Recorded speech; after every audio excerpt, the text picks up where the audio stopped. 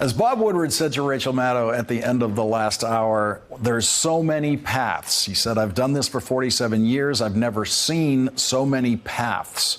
And I've never seen so much as he said, there is a war on the truth.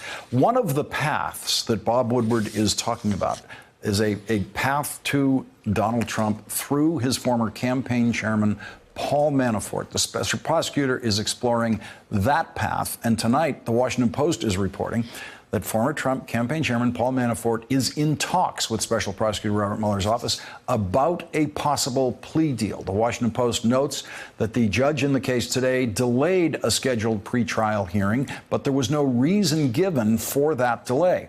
The Washington Post notes that President Trump has praised Paul Manafort for not pleading guilty. The Post quotes the president saying prosecutors applied tremendous pressure on him and he refused to make up stories in order to get a deal. The president tweeted that last month. Such respect for a brave man.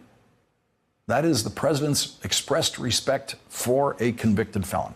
Bob Woodward's book reveals that President Trump's criminal defense lawyer, John Dowd, decided to quit the Trump defense team not because he believed President Trump was guilty of conspiring with Russians during the presidential campaign or because he believed President Trump was guilty of obstruction of justice, but because Donald Trump simply could not tell the truth. The book reports conversations between the president and his lawyer that could only have come from the president or his lawyer, which means John Dowd appears to be the source of this material in the book, especially since the book includes things that John Dowd thought but never said. John Dowd's own interior dialogue with himself is in this book, and there's only one place to get that. And that actually is what the last line of the book is. The book ends with, in the man and his presidency, Dowd had seen the tragic flaw. In the political back and forth, the evasions, the denials, the tweeting, the obscuring, crying fake news, the indignation, Trump had one overriding problem that Dowd knew but could not bring himself to say to the president, "You're a effing liar." Joining our discussion now, Mimi Rocah, former federal prosecutor, and Jason Johnson, politics editor at TheRoot.com. They are both MSNBC contributors. And Mimi, what do you make of this report of plea negotiations with Paul Manafort tonight? One of the paths, as Bob Woodward would call it. Well, that would be significant no matter what kind of plea it turns out to be. But it is worth noting that there are two different kinds of pleas that Manafort could take. One would be a plea where in exchange for the plea, he gets some kind of benefit to his sentence. You automatically get credit just for accepting responsibility, and that can help you in your sentence.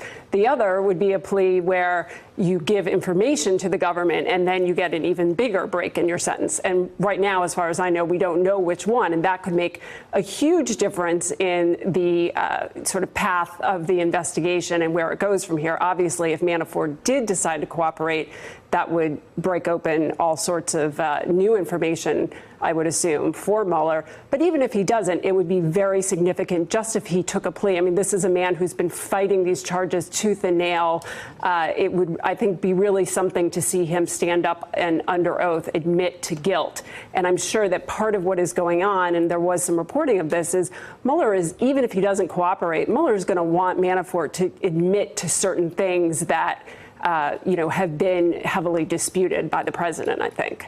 And Jason Johnson, if Paul Manafort does that, if Paul Manafort decides that the truth is that he is guilty and he gets up and admits that he's guilty, he will no longer be considered a brave man by this president of the United States.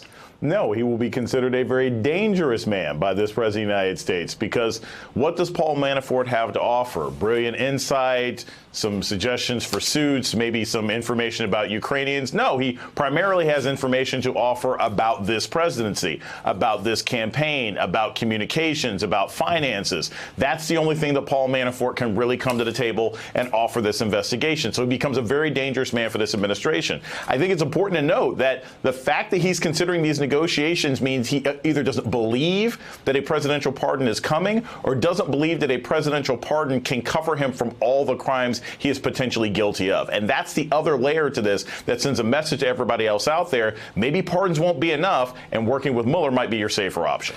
Mimi, there are so many stunning things in Bob Woodward's book, but one of them is John Dowd's obvious cooperation with Bob Woodward on this book, which seems to be a violation of the attorney-client privilege. Well, it's a violation if he's revealing, yes, conversations that he had directly with Trump, which it seems like... Which he is. He is, although some of it, as you say, is also his internal dialogue, the things he wished he had said to Trump, and I think that seems to be part of... But he's in there with phone calls to his client telling Bob Woodward the words in quotation marks that were said on phone calls and other conversations. There's no question he should not be doing that. It's a violation of the attorney-client privilege and a number of ethical rules.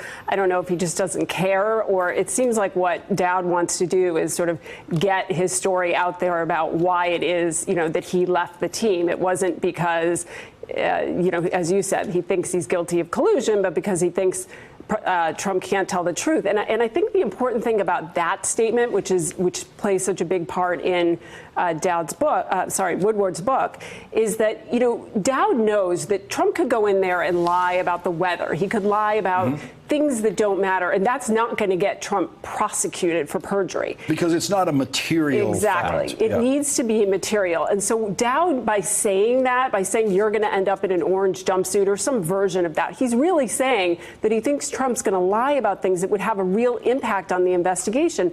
And what that tells me is that he thinks Trump knows things that would have an effect on the investigation. So this whole, claim of Trump's, knows nothing about collusion, no conversation with Russians, that just doesn't ring true with what Dowd is saying here about the backstory. We're going to have to squeeze in a break here. Mimi Rocah and Jason Johnson. Jason's going to come back.